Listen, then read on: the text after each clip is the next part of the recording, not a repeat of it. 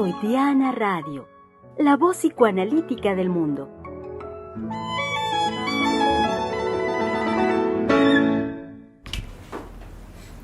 Freudiana Radio, la voz psicoanalítica del mundo. Hoy, lunes 22 de septiembre, tenemos un tema importantísimo y continuamos con el trabajo en la sexualidad en el aquí y en el ahora. Así es. Doctora, pensaba en que en la sexualidad en el aquí y en el ahora, cómo hay discursos que buscan subvertir el impacto de la sexualidad, tratándola de atrapar, en especial los discursos de género. No me diga. Claro. Género tú, género yo, género arriba, género abajo. ¿Te vas? Exacto. No, esto no se puede decir. Bueno, pero se sabe, sí. Género por aquí, género por allá, género por arriba, género por abajo. ¿Te vas? Adiós.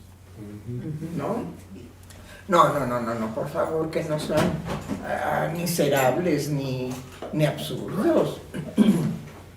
Creo que nosotros tenemos que dar toda una explicación de qué es el género y de dónde diantres y carambas se sacó esa expresión para querer dar cuenta de algo que es imposible de dar cuenta por medio del género, la sexualidad humana. Exacto.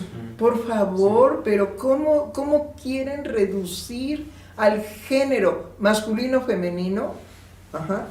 ¿O hay más? ¿Sí? ¿Cómo no? Ah, no, ¿cómo no? H, I, J, K, L, M, N, O, P, Q, R, S, T, U, V, W, X, Y y Z. Y cuando vaya otro abecedario, pues se le aumenta. En eso no tenemos problema. ¿Sí? Sí. Pero ¿cómo ha entendido entonces la población que el género, sí, el género existe también en todas las lenguas? Bueno, creo que hay unas lenguas orientales, ahorita no me acuerdo cuáles, que no tienen género. ¿Cuál? Es que incluso en el lenguaje, en el español, existe lo que se conoce como epiceno. Ah, sí, sí. Los epicenos son las excepciones que confirman la regla de la categorización gramatical fundada en la distinción natural o convencional. Palabras literalmente bisexuales. Son hermafroditos lingüísticos que muestran la precariedad de la identidad de género en el orden de la lengua. Esto en lecciones sobre masculino y femenino de Azul.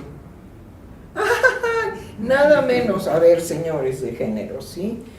El doctor Asun es un filósofo que se ha dedicado precisamente a dilucidar la problemática absurda, tonta, carente, pero funcional. Sí, funcional. ¿Por qué funciona el género? Pues porque es cómodo. Sí. De veras, porque es cómodo. Sí, que justamente amortigua en la persona que se nombra bajo cierta nomenclatura, ¿no? O cierta palabra, el impacto de lo que en él o en ella vive de su sexualidad, ¿no? No lo atempera. No lo tempera, más bien lo somatiza, lo agrava. Lo agrava, es decir, nosotros sabemos algo como psicoanalistas, ¿sí? Lo que definitivamente se reprime y no se resuelve de manera satisfactoria para el impulso, el empuje a la satisfacción imposible de detener de la sexualidad humana, se somatiza. El sujeto se enferma. Se enferma de los ojos, le sube la presión, ya no digiere igual, tiene trastornos gástricos, la úlcera, el hígado, el páncreas, tiene todo un organismo para enfermar. Sí. ¿Por qué? Porque reprime el reconocimiento, sobre todo eso, reprime el reconocimiento de su sexualidad. Entonces, esa represión del reconocimiento, porque no es jirafa, no es elefante, no es cosa, no es silla, no es mesa, porque con esa expresión de yo soy lo que digo que soy, ¿sí? Pues puedo ser una nada también, ¿no? ¿Qué soy? Nada. Bueno, no, nada no. Una nada. Soy una nada. Bueno, esa represión de la satisfacción, a ver, a gritos hay que decir, si no encuentra los canales óptimos para obtenerla, crea otros caminos y uno de ellos es todo el cuerpo, tiene todo el cuerpo para somatizar. Todo el cuerpo está inervado para que dé cabida al deseo sexual, a la búsqueda de la satisfacción sexual. Por Dios, estamos rellenos y repletos de hormonas. ¿Y de qué más? Pues de neuronas. Y de repente, porque a alguien se le ocurrió decir que el género, ¿sí? ¿Deja qué? ¿Una comodidad o qué decía usted? Que amortigua. Amortigua. Es decir, todo el glosario de términos que tenemos actualmente, Sí. y que de hecho se puede encontrar así como un glosario.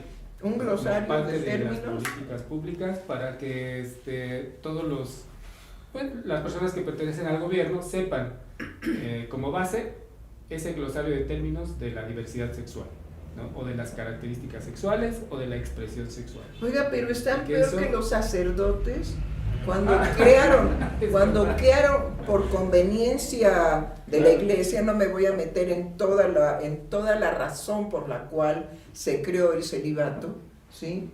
¿Y qué ha pasado con el celibato sacerdotal? Pues ahí está Macié, que se pepenaba a cuanto escuincle estúpido que tenía ahí al frente. Digo estúpido, ¿por qué? Pues porque el escuincle participa.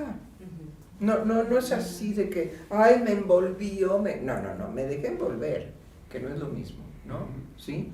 Por eso los padres, indudablemente que siguen enviando a sus hijos al colegio digno de llevarlos, ¿sí? Es un colegio dignísimo, es el colegio más digno que podemos tener, ¿sí? ¿Por qué? Pues porque garantiza la perversión de los sacerdotes. Pues es buenísimo, Pues sí. es excelso, porque es a cielo abierto. Entonces los padres que llevan a sus hijos ahí, pues están contentos de que en cualquier momento algún chiflereto, diga, pues así como Macié, yo también, ¿no? ¿Por qué no? ¿Sí? Bueno, entonces no atempera, pero sí provoca algo, como si fuera a temperar la satisfacción erótica. Eso tenemos tarea. Pero tenemos tarea, ¿cuándo volvemos a estar en El miércoles. el miércoles? Tenemos tarea para el miércoles, se las prometemos, ¿no? ¿Sí? Bueno. No, y es que ya dicho así también, entonces es ni siquiera la apariencia, sino ya es el aterrizaje de que eso es la satisfacción sexual de esa persona. Claro. Por ejemplo, ser o asexual o ser intersexual, en fin, pero esa es la apariencia, ¿no? Nada más. La satisfacción ya está, digamos, atrapada en esas nomenclaturas. Ahora, hay una cuestión muy interesante en esto que acaba de decir el doctor Misael. Atrapar la satisfacción sexual en el lenguaje, bueno, ¿ven? La risa. Sí, El lenguaje no tiene esa posibilidad de atrapar la intensidad de la satisfacción sexual. Bueno, cuando nosotros la dilucidemos aquí, o mejor porque han estado llamando muchas personas para inscribirse al curso que definitivamente vamos a tener que dar en el centro al respecto de la sexualidad en el aquí y en el ahora, ¿sí? En el aquí y en el ahora. Sobre todo la dinámica sexual en el aquí y en el ahora. Porque cada sujeto tiene una condición muy íntima, muy profunda y además inconsciente de cuál es su verdadera satisfacción.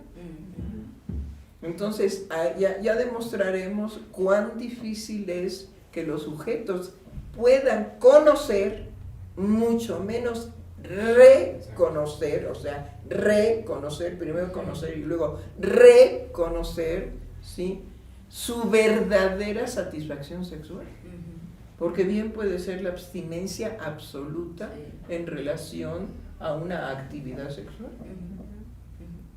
Y pues esa es la satisfacción. Y hay otro tipo de satisfacciones muy complejas, muy difíciles, o inclusive para aquel que la padece, es muy difícil.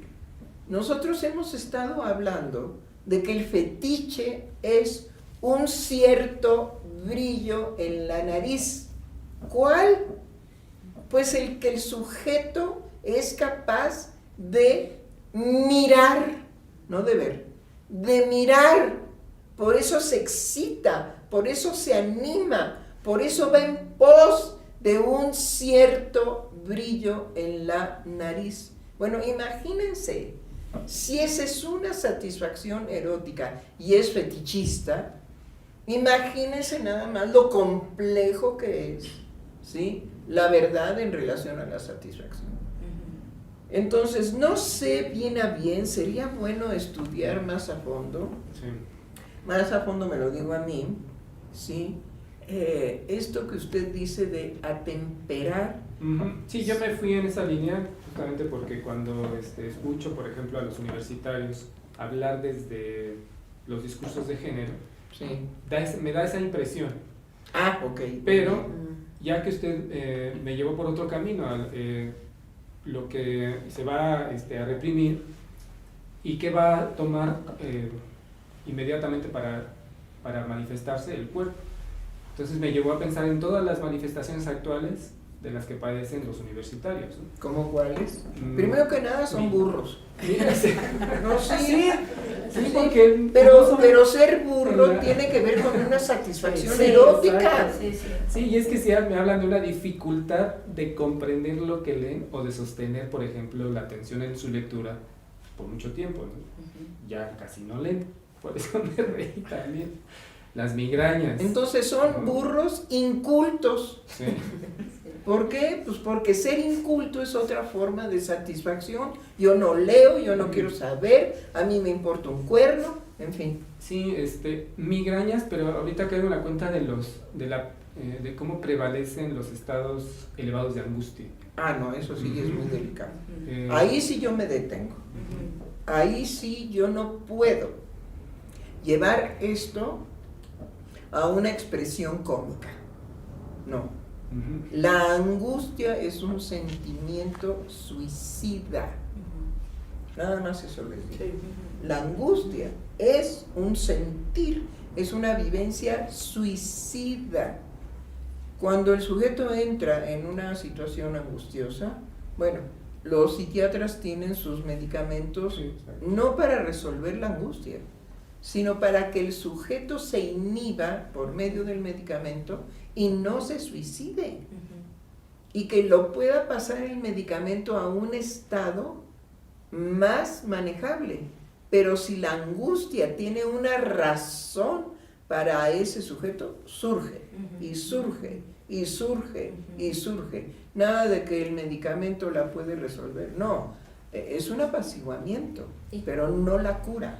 Ahorita me hizo pensar, doctora, en cómo el discurso de género no puede ya con ese pasito después, por ejemplo, de la gente que hace una transformación en su cuerpo por sus derechos, porque puede, porque se identifica, no puede darle cabida a ese empuje angustioso con el que se encuentra después de una transformación en el cuerpo, que es un paso o a la psicosis o al suicidio. Ahí el discurso de género ya no puede darle cabida a la intensidad erótica, en cómo se organizó, en qué efecto tuvo y desde dónde viene empujando con esa intensidad. El discurso de género finalmente lo que contempla es por etapas la manifestación, pues quién sabe de cuál sexualidad hablan, pero que tiene que ver con tiempos, con momentos y con identificaciones. Pero justamente lo que descubrimos en el empuje psíquico es justamente la construcción de la satisfacción desde que uno nace. Desde ahí está esa intensidad que uno se las tiene que ver con eso que le atraviesa y a ver cómo lo va a ir resolviendo y tramitando. De qué manera eso se coloca en una etapa temporal o de desarrollo fisiológico como el género lo va sustentando. ¿Qué pasa después de una transformación del cuerpo? Bueno, la transformación del cuerpo, ciertamente nosotros la hemos trabajado y estudiado por años. Sí, sí. porque la situación es terrible. La situación de los sujetos es terrible, ¿sí? Hay una alteración psíquica en cuanto que ellos esperan encontrar en esa transformación pues la realización, ¿sí?, que la naturaleza no permitió, pero que ellos a través de la medicina, podríamos decir que no es la medicina, ¿sí?, pero bueno, a través de la medicina los vuelven omnipotentes como para poder, digamos, llegar a una transformación corpórea, como si se tratara de una cirugía plástica. Exacto. ¿Me explico? Sí. No lo es. No. No lo es porque tiene que ver directamente con los genitales. Entonces, esa transformación en los genitales y que posteriormente, bueno, se pueden arreglar o como hombres o como mujeres, vestirse, arreglarse, ¿no? ¿Sí? Yo recomendaría en todo caso, pero es un consejo, ¿sí? Pues vístanse de colorado, como se dice, ¿no? Pero no toquen el cuerpo, no toquen el cuerpo. Lo que pasa es que ya la oferta provoca precisamente, bueno, si lo hay, y hay gente que se dedica a juntar y juntar y juntar y juntar y juntar su dinerito para poder llegar a ese ideal de transformación en donde definitivamente un ser humano dice, a mí la naturaleza no me determina. En eso bravo, en eso aplaudo. A mí la naturaleza no me determina. Más que bueno, en un punto, a la hora que la naturaleza dice te mueres. No, como que no te determina. Estamos en el siglo XXI con avances impresionantes. Las personas nos seguimos muriendo. Pues ya, el cuerpo dice, ¿cómo no? La naturaleza te domina y te determina. RIP. Sí, o las consecuencias que surgen de los procedimientos previos, que eso no lo difunden, ni el daño que producen las hormonas cuando se usan como inhibidores de la adolescencia. Todos esos procedimientos están en discusión desde la bioética y la medicina por el daño posterior que van a causar, y eso no se difunde porque es un daño generalizado en los órganos vitales del cuerpo. Órganos vitales, escuchen por favor, órganos vitales del cuerpo.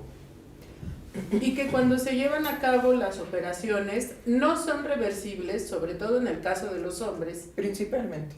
Y que como no se trabaja lo que sintomáticamente, hablando psíquicamente, hay en juego, esa sintomatología se va a desplazar. Es decir, hay casos que hacen este tipo de operaciones y después, por ejemplo, viene una obesidad mórbida, imposible de contener, porque precisamente se va a seguir manifestando en el cuerpo. Claro. ¿Sí? De otra manera, pero se va a seguir manifestando en el ya cuerpo. No tendrás pene, tendrás una vagina artificial, indudablemente, pero tu cuerpo, que no está, digamos, en la línea de tu pensamiento ni de tus deseos eróticos, ¿sí?, él sigue independientemente de ti obrando, y entonces va a tener que arreglarse a todo lo que le metiste. Sí. Va a tener que responder a todo lo que le metiste. Si no es de gratis. ¿Sí? El cuerpo opera independientemente de tu pensamiento, de tus deseos sexuales, de tus omnipotencias y sobre todo de toda tu afectividad o de tu vida psíquica. El cuerpo opera fuera de eso. Y tiene ley biológica que manda. Sí, el discurso de género tampoco contempla todo aquello inconsciente que está jugado, solamente escucha la identificación, digamos, como ese representante que uno puede verbalizar. Pero ¿qué pasa cuando ya entras en estos tratamientos y desde lo inconsciente hay una resistencia en donde no proceden igual las hormonas, en donde hay una somatización El discurso de género no dice, esto tiene que ver con algo que se está oponiendo, que se está resistiendo, debe de haber algo más allá. Por supuesto que no es, métanle otra dosis más fuerte, llévenlo a una potencia mucho más elevada, porque él dice que quiere esa transformación. Sí. Ahora, el discurso de género no tiene por qué considerar ni tomar en cuenta a lo inconsciente ni al inconsciente. Y harán bien. Sí, sí. Porque si lo toman en consideración, va a ser verdaderamente una basofia. Si con psicoanalistas de renombre internacional ha habido una distorsión de lo que dijo Freud, por conveniencias personales, porque sobre todo las conveniencias personales son surgir como una eminencia y que su referente es desacreditar al referente que es Freud. ¿Cuánta gente no se ha hecho famosa? Escribe y escribe y escribe y escribe y escribe y vende y vende y vende y vende sus libros, ¿sí? Sí, pero su referente es Freud. ¿Qué harían esos sujetos sin Freud? Se morirían en su pasión de quererse volver ricos a partir de decir cuánta cosa se les ocurra al respecto de Freud. Por eso nosotros habíamos puesto en juego la vida de Freud, dicha por un sujeto que también la interpretó. Porque bueno, la vida de Freud, solamente que viniera Freud a conversar con nosotros, no, pero que viniera a conversar con nosotros y él de viva voz dijera, miren, mi vida fue así, así, así, así. Y si algo me apasionó fue fumar puro hasta mi muerte. Porque eso sí lo dijo. Y eso sí lo declaró. ¿Sí? Entonces, no, hay muchísima gente que no es consciente de que su referente es Freud. Bueno, en una época de la psicología oscura, no es que hay épocas de la psicología oscura, hay épocas de la psiquiatría necia, ¿sí? No, hay unas épocas fascinantes. ¿En qué sentido? Pues en el sentido de que nos anima a elucidar y a dar luz sobre cosas que nosotros queremos dar luz, si es que podemos. Bueno, en la época de la psicología oscura no, pero si Freud está superado. Sí, se subieron a una escalera. Porque era una frase estúpida. ¿Qué quiere decir? Yo me acuerdo que le preguntaba, ¿pero qué quiere decir superado? ¿Sabes lo que quiere decir? Una ruptura epistémica para que Freud dejara de estar en el lugar que él se forjó. ¿Sabes lo que es eso? ¿Epiqué? ¿Epiqué? No, nada más les cambia un nombrecito ahí medio extraño. ¿Sí? Epistémica. Está superado. Bueno, ándele pues, sí. De pleito ratero, sí, dígame. Sí, porque también la discusión es que no es científico, ¿no? Entonces, si no es científico, está superado. Pero ¿de cuándo acá los genios? ¿Sí? A ver, vayan a decirle al que pintó la Capilla Sixtina, que no es genio. Sí. A ver, pues vayan en procesión y escupan su tumba. ¿Por qué? Pues porque no es genio. Sí. Bueno, ¿se pueden imaginar que ese que pintó la Capilla Sixtina, simple y sencillamente lo degradamos ahora porque no es científico? ¿De dónde viene la ciencia? ¿Sí? ¿De quién? ¿Quién fue? A ver, ¿quién pintó la Capilla Sixtina? ¿Verdad? No, pues pregúntenle a la estúpida. La estúpida seguro que lo sabe. Me estaba tratando de acordar para decir, como ahora ya se está cayendo la pintura, se estaba degradando, ¿no? Sí. Quiere decir que entonces él no es genio porque no logró que la pintura se degradara. podríamos decir, ese argumento. Bueno, primero que nada no era científico, Porque a ese como nivel para ponen saber, la argumentación. como para saber de qué manera sus pinturas de la época, ¿sí?, Exacto. no se fueran a degradar con el tiempo. Ujú. Tenía que haber hecho toda una carrera de ciencia Claro. para garantizar eso antes de pintarla. Sí. No, hay cada estupidez Sí. que es verdaderamente para saborearla, y eso con buenos tamales y riquísimo champurrado. Así es como se leen esas estupideces, ¿no? Sí. Porque de otra manera no entran. ¿Ya buscó? A No, es que ver. sí fue Miguel Ángel. Pero es que incluso me hace recordar que en función de querer nombrar algo como ciencia, descartan la posibilidad de todo el ingenio del ser humano, porque recuerdo incluso Freud en sus épocas de universidad, de neurólogo, que estaba practicando con las disecciones, él creaba sus propias fórmulas líquidas para que el tejido se mantuviera. Así es. Y no era en cuestión de una ciencia o una exactitud, sino que él, en esa curiosidad y en esa creación, él realizaba la mezcla de qué materiales tenía que contener para que el tejido se pudiera mantener para la disección. Y además, ¿por qué? Porque los estudios de Freud se lo permitían en esa época. Exacto. Nada más en qué escuelas estuvo, quiénes fueron sus teacherines, Sí. por favor.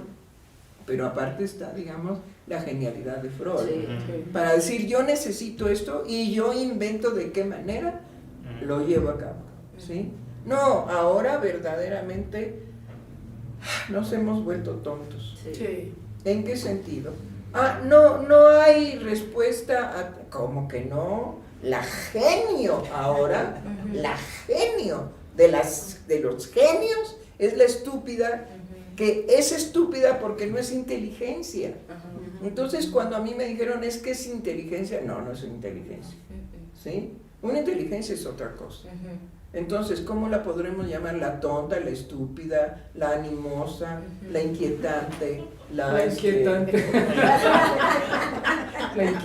Inquietante artificial. La inquietante artificial, eso sí. Sí, porque es estar, lo voy a buscar, y lo voy a buscar, y lo voy a buscar, ¿no? Es decir, también ahí hay una intensidad en juego, ¿no? El estar buscando, y que bueno, actualmente también cada vez escucho más universitarios que hacen eso.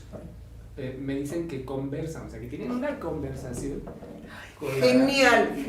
con la, Mire, si eso provoca una nueva psicosis, yo me apunto a estudiarla. sí. Porque hace mucho que no hay una psicosis nueva. Sí. Entonces, Sí. pues eso sería genial, que tuviéramos nuevos psicóticos. Sí. Digo, para Sí, nuestra sí. investigación.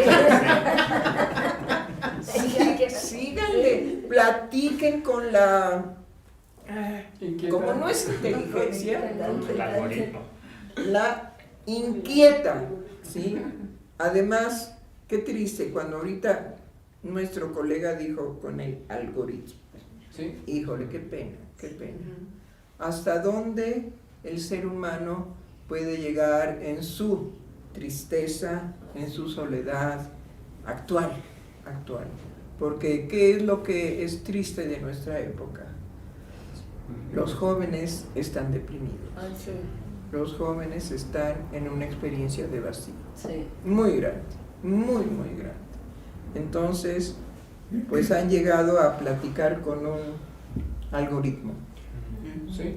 Qué barbaridad. Estamos bien, afortunadamente, ¿no? Sí hay que ser optimistas, en el sentido de que eso nos reta a tener que hacer algo por esa juventud, ¿sí? Porque no es justo que los veamos y seamos indiferentes, ¿no? Sí, claro. Bueno, comentarios, ¿tenemos comentarios? Sí, hay un comentario de Haiku y dice lo siguiente: Sí. buenas tardes, feliz lunes. Me surge una duda. De acuerdo al discurso de género, una persona puede identificarse y asumirse como mujer. Entonces, ¿por qué no es suficiente esa aceptación? Siempre o la mayoría de las veces se operan y se ponen sus boobies como un gran triunfo de su nueva creación. Entonces, ¿el discurso de género no basta? Pues ya tiene usted la respuesta. Pues sí. Es genial, es genial. No vamos a perturbar Sí. nada de lo que usted dijo porque sería un atentado. Usted está haciendo la pregunta y cuando dice si el discurso, no lo dice así, pero si el discurso de género llevó a la alegría en esa persona de ponerse unos senos artificiales, bueno, él dijo boobies, ¿no? Sí, muy lindo, pero son unos senos artificiales, ¿sí? ¿Cuál es entonces el alcance del discurso de género? Cero. Su alcance es cero. Ahí, digamos, lo que tenemos que trabajar es precisamente el fetiche. ¿Por qué? Porque al ponerse los boobies, Ya está. él necesita un objeto que dé fe, que dé cuenta de la satisfacción de nombrarse como quiera nombrarse, pero de poderse poner sus boobies es un fetiche. No, pues genial, muy padre. Qué padre que participen así. Sí. También nos dice Haiku, a la IA yo le puse la alcahueta. A la IA. Bueno, alcahuetear, sí, tiene que ver con una forma de nombrar un tipo de quehacer sexual muy deplorable. Sí, entonces, hasta ahí, nada más. Lo vamos a tratar hasta ahí. Entonces, pues, no anda tan perdido nuestro radio escucha, o, ¿verdad? No, participa muy de su vivencia y en su relación a lo que él ha ido captando en relación al género, en relación a lo que, porque nos ha estado siguiendo, doctora. No, pero se ve que él investiga, que no está atenido a lo que nosotros hagamos. No, pero sino nos sí enriquece. Sí, pero digo, algo que le motiva, o por lo que nosotros decimos, le motiva y él investiga, a eso me refería. Y ahorita me hizo... Bueno, ¿quién sabe? Bueno, ¿quién sabe? No, ya la doctora ya se desvió, ¿sí? Le van a decir alcahueta porque eso es lo que hacen las alcahuetas, ¿sí? Interpretan, y orientan a las personas interpretándolas acorde a lo que ellas quieren que el otro sea por cómo lo captamos. No. Por eso ven que la regla en el psicoanálisis es: lo que dice el analizante es un texto sagrado. No lo modifica el analista en nada. Si él dijo, por ejemplo, y se perturbó, la frase que va a decir después, o la palabra que va a decir, tiene como prefijo esa perturbación. Pájaro. Pero primero se perturbó. Ese es el texto sagrado. Así lo tomamos, sin ninguna modificación. ¿Por qué? Porque si modificamos algo, entonces ya es una participación yoica personal de uno. Ya no es el decir la lengua del otro, inclusive con su perturbación. Si se perturba ahí a la hora de pronunciar algo, es porque ahí, ¿qué encontró Freud ahí? Una intensidad erótica, pero condensada. Por eso se perturba. Porque quiere decir pájaro, pero como pájaro puede tener la representación del pene, ¿sí? Pues sí. ¿No? Sí. Pero eso también tiene uno que tener cultura. Sí. Por eso no se analizan extranjeros tan fácilmente. No. Se lleva a cabo, pero hay una carencia ahí. Definitivamente hay una carencia. Bueno, ¿qué más tenemos? ¿Nada más? ¿Fue el único comentario? Sí. Bueno, ¿alguien más traía trabajo ahora? Sí, doctora. Sí. A ver. Muy arduo. Muy arduo. Sí, porque investigar el fetiche no es cualquier cosa. Sobre todo en las relaciones que empieza a ver, está lo ominoso, por supuesto, Claro. pero es llegar, bueno, Freud lo llevó a los últimos trabajos a hablar de la escisión del yo en el proceso defensivo. Entonces, es un trabajo que está inconcluso, que Strachey lo nombra como que podría ser la continuación del fetiche, pero es sumamente complejo porque es hablar de esa escisión que se da en el fetichista, pero que Freud la encuentra en la psicosis y en la neurosis también. Entonces, estamos hablando de la estructura de lo psíquico. Exacto. Y es, pues, ampliar la complejidad del fetiche precisamente para dar cuenta de cómo funciona lo psíquico en los seres humanos. Y que yo pensaba en relación a lo que usted decía de la psicología obscura que dice que Freud ya se superó, que cuando Freud inaugura el campo de lo psíquico, no ha vuelto a haber nadie que aborde el campo de lo psíquico como Freud lo hizo. No, imposible, porque hay, digamos, bueno, estaba yo leyendo el librito de Bergerie, de los conceptos, La génesis de los conceptos freudianos. La génesis de los conceptos freudianos, y bueno, él inventa una génesis. Bergerie no se da cuenta, pero se va envolviendo a él mismo, ¿sí? Hace un trabajo, bueno, él, para valorar su propio trabajo, nos informa que tardó 5 años en hacer el libro. Ajá, sí. Bueno, hay dedicación. Sí. Yo por eso no voy a dejar ni un libro, porque no podría yo hacer realmente un trabajo de ese tipo, no. Se requiere un carácter medio particular y yo no lo tengo. Sí. No, qué horror. Imagínense que mi realización personal fuera crear un libro, uno, aunque sea uno, no importa. No, definitivamente no. A mí cuando mis colegas me dicen, doctora, no voy a asistir porque, ¡ay, se va de fiesta! Sí, pero felicidades, felicidad, perfecto. Imagínense con ese carácter, ¿cómo me voy a aceptar? Durante 5 años. Y con ya la vela así. No, ciertamente no. Aunque tenga yo unos 2 focos de 150 watts, no, de todos modos, llegaría un momento, no es para mí, ¿sí? Pero bueno, él nos comunica que duró 5 años su investigación y hace un trabajo muy minucioso al respecto del proyecto de psicología para neurólogos, porque quiere demostrar, ¿sí?, lo absurdo de Freud de hacer una máquina, así lo dice él, una máquina mecánica que opere como máquina mecánica en relación a lo psíquico. Yo dije, ay Dios, si esa fuera la génesis de los conceptos freudianos, definitivamente no, yo me hubiera vuelto tornillo y no me gusta. No, para participar en la máquina tendría yo que transformarme ahí en una pieza, ¿no? Se me ocurrió ahorita un tornillo, no, a mí no me gusta hacer tornillos. Bueno, muy bien, pero a ver, ¿qué más?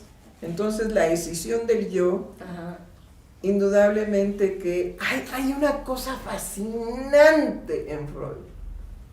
Como a la hora que él se daba cuenta de la dimensión de lo que ya había pensado y veía las consecuencias en su época, se pone un esparadrapo triple, cuádruple y se quedaba callado. Híjole, ha de haber sido una tortura eso. Ha de haber sido una tortura. Y bueno, Freud siempre pensó, bueno, si yo llegué hasta aquí, ahí se lo dejo al futuro para los que vienen y van a llegar, digamos, a estos puntos que yo ahora, por respeto a mi época, no puedo provocar escándalo. Ya bastante escándalo provocó con que los niños tenían sexualidad. Sí, ¿Sí? sí. No, bueno, no lo metieron a la quemazón porque ya había pasado la Edad Media. Ajá. Que si no, brujo, maldito, desgraciado, Sí, ¿cómo sí, dices? sí. Si los niños son unos angelitos, Sí, ¿no? sí. ¿Sí? No. Mucho Freud se quedó suspendido y una de las cosas que se encuentran es que no hay una continuidad en relación al fetiche. ¿Sí? Lo deja inconcluso. Sí. Lo deja inconcluso. ¿Pero por qué? Bueno, pues tendremos que hacer, digamos, uno de esos de... vamos a hablar con sí, tómense todos de la mano. Freud, necesitamos saber Tenemos unas preguntitas. ¿por qué no lo concluiste? No, pues ya no, definitivamente él habrá visto y habrá tenido sus razones. Pero se permitió hacer muchas suspensiones de cosas que él visualizaba y dijo, no está la época para develarles esto, me van a quemar en leña verde, ¿no? ¿Sí? Híjole, sí. Entonces tenía, digamos, esa posibilidad de quedarse callado. Bueno, ¿qué más? Doctora, yo estuve No revisando. me digas. Te llegó una carta. No, ahora sí no tenemos cartas Ahora no. de parte de la doctora No traje Aguilar. carta, Ajá. pero Sí. me ha llamado la atención lo ominoso en claro. en esa omnipotencia del pensamiento. Ni me diga, doctora, es de Ush, temer. sí. De temer. Está muy bien dicho. ¿En qué somos omnipotentes? Ujú. En el En pensar. el pensamiento. En el pensar. Sí. En las posibilidades de pensar. ¿Sí? Y también, digamos, es una tortura espeluznante el tener esas facultades de pensamiento. Porque nunca, eso se los puedo decir, nunca. Los grandes pensadores nunca han encontrado que su pensamiento quepa en su época. Definitivamente no. Bueno, Y entonces lo relacioné con una novela que estoy leyendo, doctora, que se llama... seguro es pornográfico. Bueno, tiene sus partes. ¡Ay, está! Yo conozco a la doctora, no. Se llama- Y entonces se llama, una... En busca del tiempo perdido. muy Y bien. qué barbaridad, qué omnipotencia de pensamiento Eso. para esa creación Así de es. esa novela. Y además también me hizo pensar en esa omnipotencia del pensamiento, la magia. Claro. Dije, wow, esto es, y cómo esta omnipotencia del pensamiento, la magia, ¿qué es aquello que nos da tanto temor, tan terrorífico, encontrarnos a nuestros propios pensamientos, a esa omnipotencia de los pensamientos? Y eso se vive inclusive en un sueño diurno. Sí. Bueno, eso sería, digamos, como para abrir una conversación Sí. al respecto de esto. Pero tendríamos que tener la disciplina de leer esa gran novela En busca del tiempo perdido. ¿Sí? Ahora, ¿qué se busca?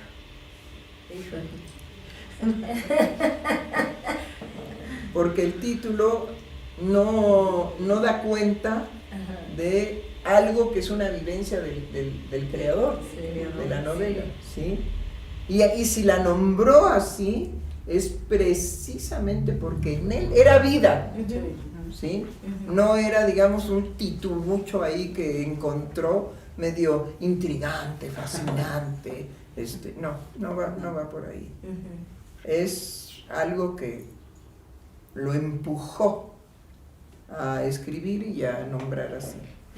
Bien, sí, usted tiene ahí Sí. algunas cositas. También sobre la omnipotencia, doctora, encontré una cita que me atrapó, en el sentido que yo estaba buscando, bueno, qué decir hoy en el programa. Pasé Sí. por varias entradas, por varias ideas, Y encontré esta, sí tiene sus partes que son, pues al estilo de Lacan, que son plagiadas, pero está en la identificación con el falo en el seminario 4, que es sobre el objeto, y dice: como ya les he dicho, la estructura de la omnipotencia no está contrariamente a lo que se cree en el sujeto, sino en la madre, es decir, en el otro, primitivo.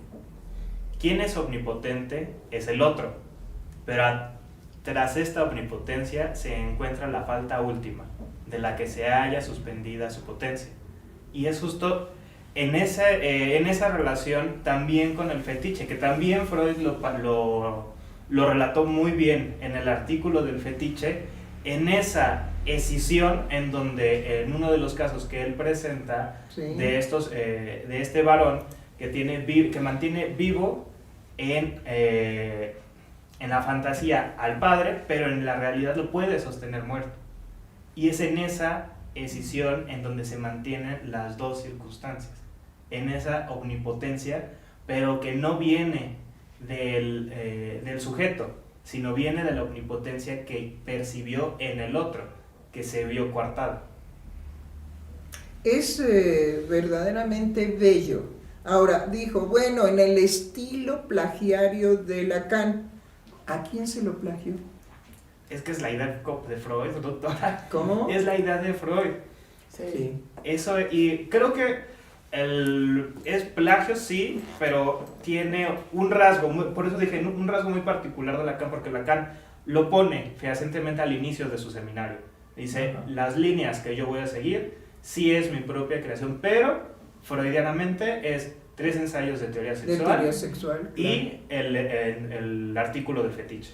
Claro. Pero sí, la maña es, ¿ven? Sí. No es que Freud está superado. Entonces requieren que el referente para semejante frase sea Freud.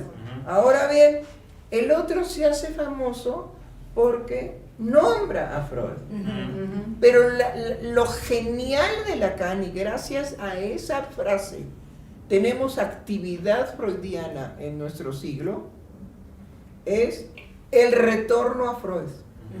¿Sí? Que la gente lo entendió de 1080, 400 formas, y Lacan, entre más recibía información de cómo se interpretaba su retorno a Freud, él creaba. Ahí sí él creaba. Sí. Él creaba. Sí. Porque hay una cosa que hay que decir en relación a los plagios de Lacan, ¿sí? Para Lacan no es un plagio porque dice, bueno, pero es que eso está en la cultura, y si está en la cultura me pertenece, yo puedo usar eso. Ajá. Bueno, no nos hagamos chencha, no. Sí, no, chencha, no. Bueno, en fin, pero independientemente de esos plagios, es cómo él requería el plagio para poder permitirse equivocarse en la producción. Y entonces tenía una salida heroica. ¿Cuál? Al fin y al cabo, que es el pensamiento del otro. Por eso él dice que la omnipotencia no está en él, sino está en el otro. Pero pues echarle la culpa al otro es un rasgo infantil. Yo no fui, fue Tete, pégale, que ella fue. No, ya te cachamos. Y es que es genial. Sí, es genial. ¿Qué tal si ponemos que la omnipotencia está en el otro? No, excelente, excelentísimo. Pero también, digamos, tiene una trascendencia de cómo Lacan, en ese sentido de que la omnipotencia está en el otro, sí, crea un fetiche. Sí. Ese es el fetiche.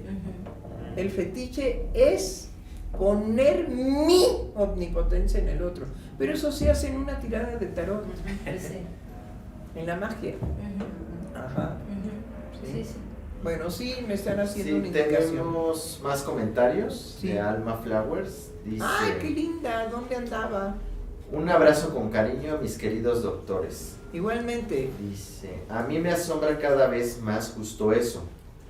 Lo vivo y dinámico, multidimensional y complejo de lo psíquico como una especie de nube viva y reconfigurante y de enorme plasticidad. Me imagino. Saludos. Hermoso, hermoso. Sí, sí, sí. Y aplauso. Hermoso, hermoso. Qué bien. Eso es lo que nosotros esperamos del público que nos escucha, que nos alimenten, que nos digan que la omnipotencia está en ellos. Para tranquilidad de nuestro espíritu. No, es bellísimo, bellísimo, Alma. Muy bien. Hay otro comentario de ella, dice, ahora con la broma de la carta, qué hermoso era eso de escribirse y la reciprocidad,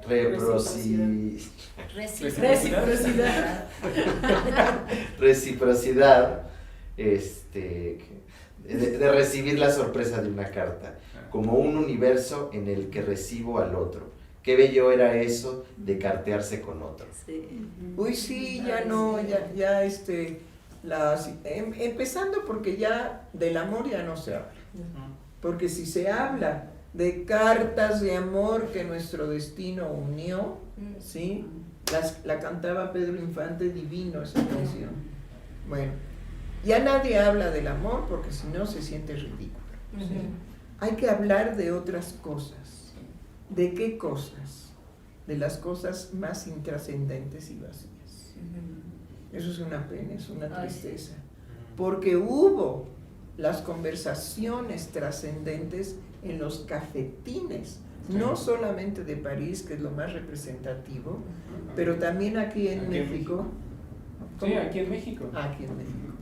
Eran puntos de reunión, de intercambio de poesía, ideas, hasta podemos decir inicios de revueltas, ¿no? Es decir, de ir en contra del gobierno o a favor del gobierno, pero era ese justamente... Pero sobre todo, digamos, se hablaba de política, ¿sí? Y de cómo cambiar la situación en contra del partido único, que no era revolucionario, sino era... partido institucional mexicano, ¿Cómo que revolucionario? Partido mexicano institucional. Sí. Cosas geniales como eso. Y también antes era una belleza, bueno, no lo viví tan así, pero así lo imagino, el tiempo de espera de la contestación del otro. Ahorita esperar un minuto ya es angustiante. No, definitivamente lo que nos dice nuestra colega, esperar un minuto es angustiante. Cuidado con eso. Hay que volver a saber esperar, que el tiempo no es la premura. Ahí hay una confusión. La inmediatez de recibir la información que yo requiero, sí, definitivamente me convierte en un idiota. Porque no me da tiempo de espera para inclusive la idea que tuve en un principio que me llevó a investigar, no es. Entonces, con la tonta, bueno, verdaderamente, ¿o cómo le puse? La inquietante. Está genial. La inquietante, pues en lugar de que esa pregunta tarde para que mi pensamiento se mueva y vaya tocando una serie de puntos de creación y que diga, no, es que no es eso lo que estoy preguntando, ni es lo que quiero preguntar, todo eso se suspende. Y nos convencen de que sí, de que eso es lo que queríamos preguntar. No, no es así. Ya no hay ese gusto de la torpeza de ¿por dónde empiezo a investigar esto que tengo? No, sí, bueno, primero en mí.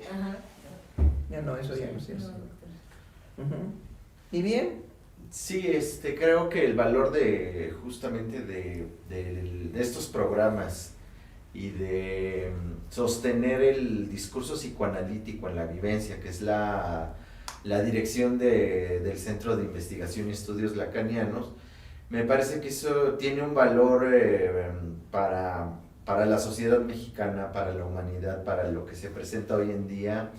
Es un gran valor en ese sentido, en sostener un discurso de un yo escindido, de un yo que no está completo, porque justamente la búsqueda delirante en la actualidad es eso, cómo me voy a completar y además en el instante.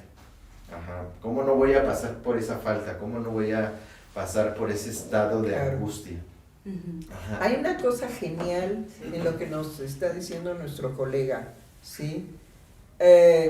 Ponerme a conversar con la idiota no habla más que del oscuro estado psíquico del silencio, de hablar con un otro que pueda estar en desacuerdo conmigo. Qué belleza. Es que no saben de lo que se pierden Sí. cuando el otro está en desacuerdo conmigo. Es más, si algo hice yo en París, dije, no, si estoy en París, yo lo que voy a buscar, porque ya los conozco como son, el desacuerdo radical. ¿Por qué? Pues porque me van a ver como mexicana. Entonces, como son muy racistas, la mexicana, exacto. Ti, ti, ti, ti. Ajá. No saben qué satisfacción es el desacuerdo. ¿Sí? ¿Alguien levantó la mano? Sí, sí. yo. Alan. Es que justo ahorita evoqué una experiencia en donde cuando iba a dar clases, en específico a nivel secundaria, Sí. la intención era, al menos mía, poner en duda y cuestionamiento ese manotazo de la teoría de género a la victoriana y ponerla en duda. Y al momento en el que se generaba el diálogo en las escuelas, lo que se generaba a partir de poner una duda en la mesa era un malestar. Es decir, que ahora el vivir puede generar un malestar al grado que me decían, es que cada vez que usted viene y trabajamos, me duele la cabeza. Le Pues digo, menos mal, por lo menos ya registra que tiene cabeza. Exacto, ya le conté. Pero entonces está diciéndonos, Sí. Alan, que de lo que se trata en la actualidad es de que nadie nos provoque un malestar. En lugar de decir, ese malestar es pensar. Es estar, digamos, en una disputa, en una controversia, ¿sí? En que no estamos de acuerdo con lo que usted dice. Y todo ese movimiento, no. Ya como es un malestar, pues que venga el burro, pues sí, y que haga su gracia y nosotros estaremos bien, estaremos en un bienestar. O sea, la muerte. ¿Y bien cómo andamos de tiempo? 1:28, doctor. 1:28, bueno, nos pasamos. Ok, pues hasta la próxima, ¿sí? Y ojalá esto movilice a muchos jóvenes a que busquen el malestar y no un bienestar.